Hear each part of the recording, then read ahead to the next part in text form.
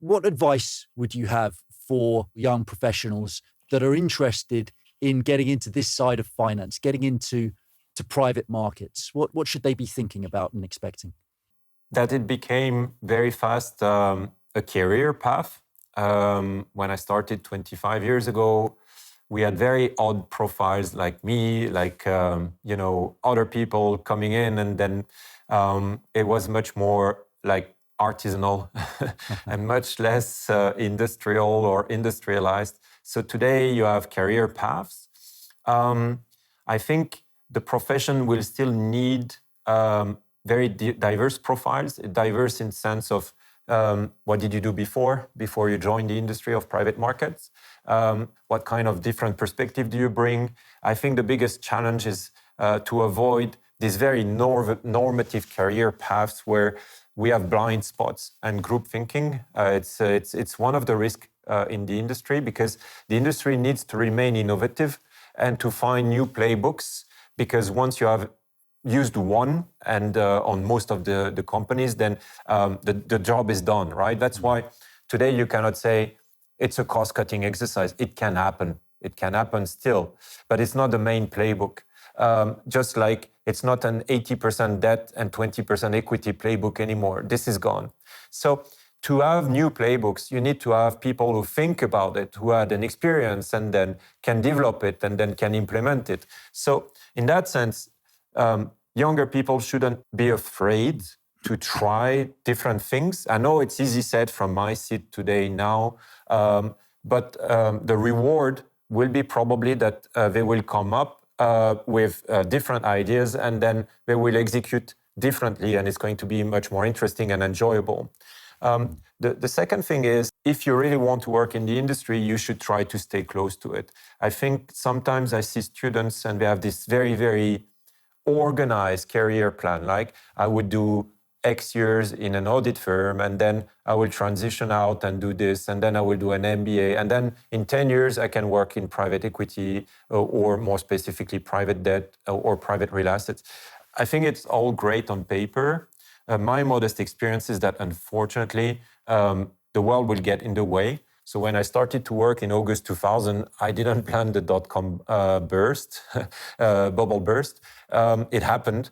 And I didn't plan the global financial crisis. I certainly didn't plan the pandemic. I don't know who did, actually. Apparently some people could, good for them. But so what I'm trying to say is that if you're really interested, try to stay close to the industry from day one. It's not always easy, but actually you have an ecosystem now. And that's something which changed. When I started in 2000, the ecosystem of the venture industry was fairly limited. You had one dominant cluster and a few marginal ones, and the industry itself was somehow insulated and working on its own. Today, you have much more choice in terms of market participants you can work for. And if you cannot land your job in the industry, you can work at the contact of the industry while cultivating probably a little bit of this originality, right? Yeah, it also seems to me that as the industry becomes more diverse and complex, there's a greater call for a wider variety of skills. So, for example, it's not just about being really whizzy with numbers. Like, you are a fantastic communicator, for example, and the industry needs some great communicators as it reaches out to different stakeholder groups. That's one of the positive aspects of private markets, is that the human dimension is never far. For example, it's a big puzzle, right? Academic literature would tell you we are, at least some dominant threads of the academic literature will tell you we're very rational as individuals. So we know what is our interest and we try to maximize it. And that's how the world is running, right? And then you go in private markets and you realize it's not always the best offer which wins the deal.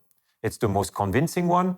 It's the one which is supported by the most relatable individuals. And it's the one which usually is associated with a plan, which is going to lead the insiders, who will remain insiders, towards a certain milestone or a set of milestones within the next 3 to 5 years.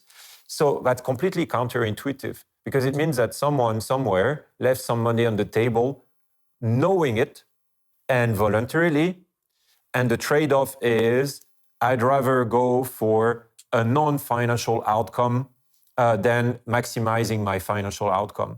It's been documented partially by academic literature, which shows that in venture, very often entrepreneurs would select a very knowledgeable, established, and highly performing investor, but then accept a lower valuation for their startup, then shoot for the highest valuation, because for them, the immediate sacrifice is more than compensated by the midterm perspective that this kind of investor might contribute much more to their common success. That's counterintuitive with the framework that I was referring to. And that's why the human factor is still around. And if I can venture that, it would be great if it could stay around, because that's why the industry is so interesting and enjoyable. Yeah, 100% agree.